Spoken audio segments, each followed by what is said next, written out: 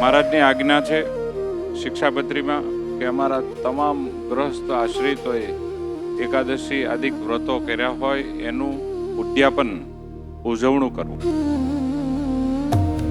આપણા વ્રતની પૂર્તિ કરવાના અંગભૂત આ એક વિધિ હોય છે.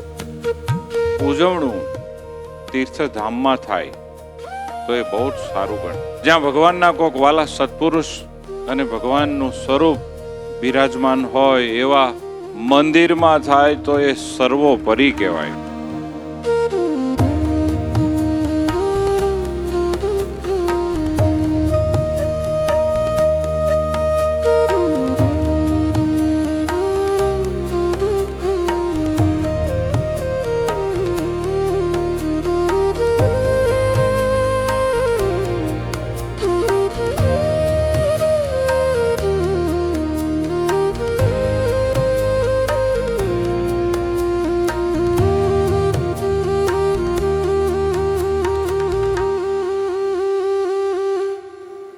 આજનું ઉદ્યાપન એટલે ઓહો,